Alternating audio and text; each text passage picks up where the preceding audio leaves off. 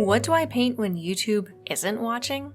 Well, that is exactly what I want to dive into in this week's video. So if you want to know what I make when it's just for myself, or how I spend my time when no one is watching me in the studio, this video is for you. But in this video, I'm also going to be talking through a topic that I think is really helpful for a lot of painters, and that is, what do we do when we need a reset? When we're feeling burnt out or uninspired, or we're just not quite sure what to paint and how to make sure that we are using our time and our creative energy efficiently, well, that's what we're going to be exploring today.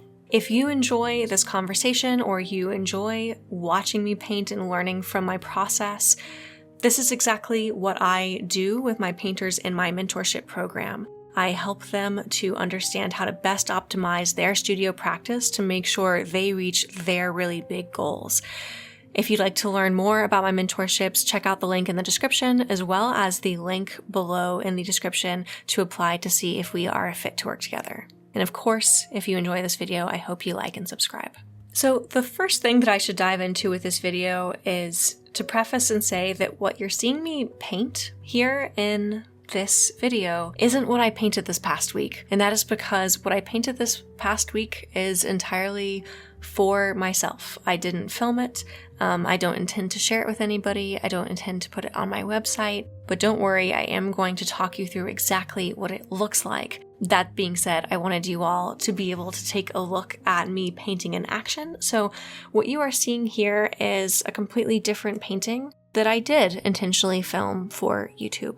But the reason that I actually didn't film anything this past week is that I needed a reset. I have not taken time off from painting, from teaching, from YouTube in probably 2 years. And I finally just hit a wall of realizing I was burnt out, and it didn't have to do with painting. It was just everything. I would see it when I would go to the gym, or when I would go to dance, or when I would think about what I wanted to dive into painting-wise. And I finally just realized that I couldn't outsmart burnout. I couldn't outmaneuver it. I couldn't just push through it. I needed to listen not just to my mind, but also my body, which felt really exhausted. And there just wasn't going to be a way that I could willpower my way through it. So I wound up taking the week off, getting out of town for the week. And I did bring my painting supplies with me. And I wasn't really sure what I would do with this. I wasn't sure whether I would actually film a lot of YouTube videos, or I would film none of them. I didn't know what reference I would paint from. I didn't have a plan per se. But once I had been decompressing for a couple of days, and I actually got to the place of feeling bored, getting to the place where I wanted to do something interesting to entertain myself, like painting, I realized I wanted to simply work on my skills. And specifically, I wanted to do this through master copy. Now, master copy is something that you see me dive into on this channel quite a bit, but in order to put something on YouTube, I need to be creating copies of works that are already in the public domain. Thankfully, my idol, John Singer Sargent, his work is in the public domain, so I can easily, kill two birds with one stone and really learn something in studying his paintings and be able to share it with all of you. But he isn't the only painter that I want to learn from. There's a lot of incredible painters who are living and working today whose techniques and style I really love and want to better understand for myself. But I'm not going to copy their paintings here on YouTube. That's something that I need to do on my own for my own educational purposes. And so that is exactly what I dove into this past week. I pulled out my sketchbook and I really dug into the sketchbooks of some of my favorite painters, and I studied the way that they made marks, the way that they captured gesture and really quick images down in pencil or in charcoal, specifically of the human figure. And then I also pulled out my easel and I dove into a value study of one of my favorite living painters' works. And what I learned really surprised me, and it really reinforced the idea that we don't learn just by looking at other artists' work. we learn by really forcing ourselves to metaphorically stand in their shoes and go through the motions of making the work that we love from them. So to kick off, I want to talk about the painting side of things first, and then I'll dive into the sketchbook or drawing side of things. Now, recently on this channel, you've heard me really explore my desire to dive into a couple of different styles, different techniques or approaches to putting paint on the canvas.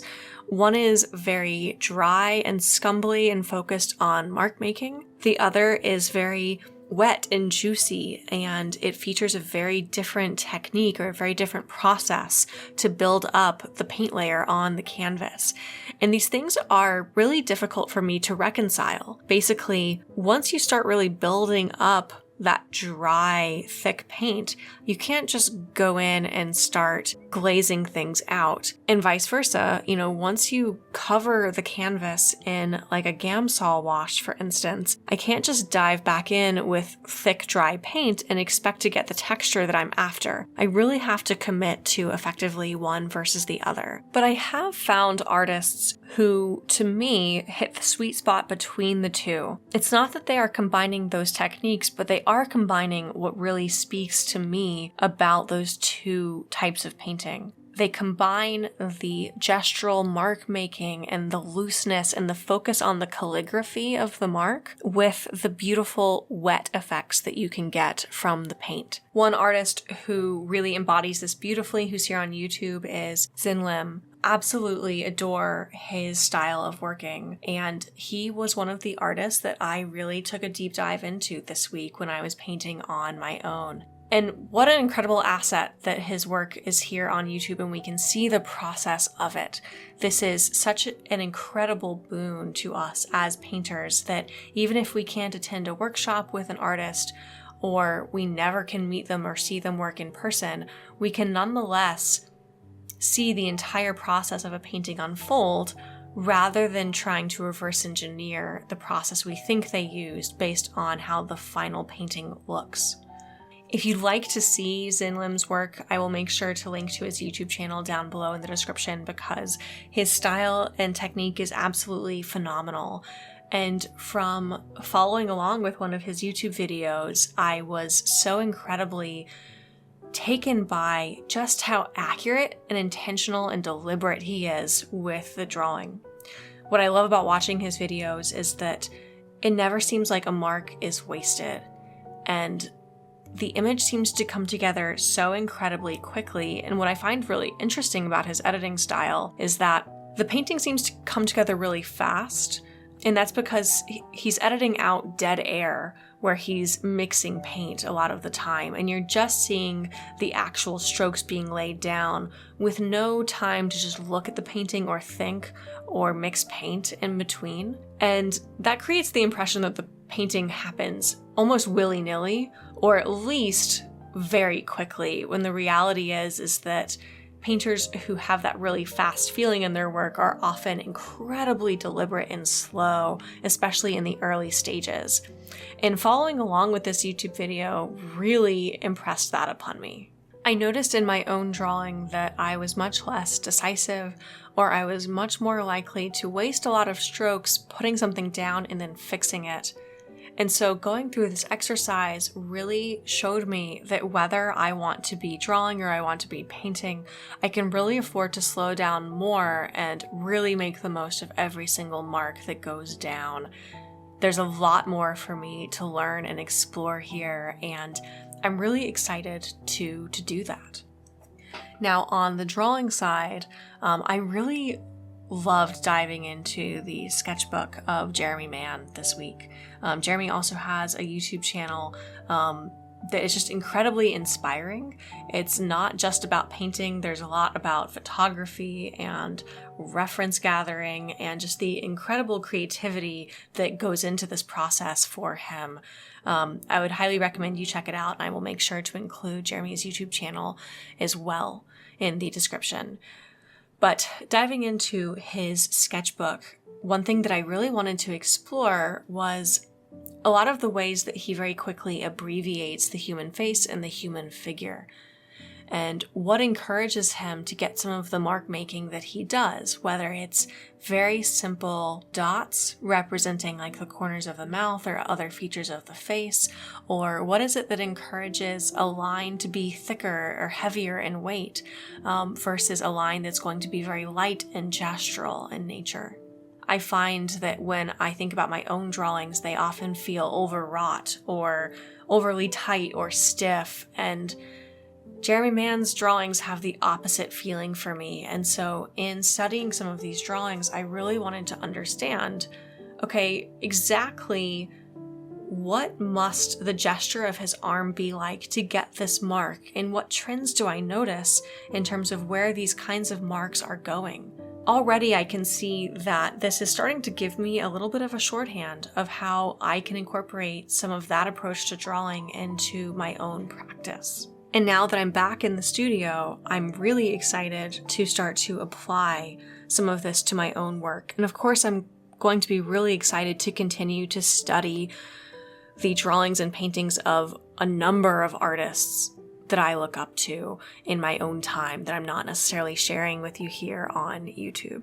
My plan for the next week is to go off to the East Oaks Painting from Life session and apply some of these techniques that I practice in doing these studies to that particular painting that I make. And then similarly, to take some of the reference material that I walked you through the process of prepping and planning earlier in this YouTube series.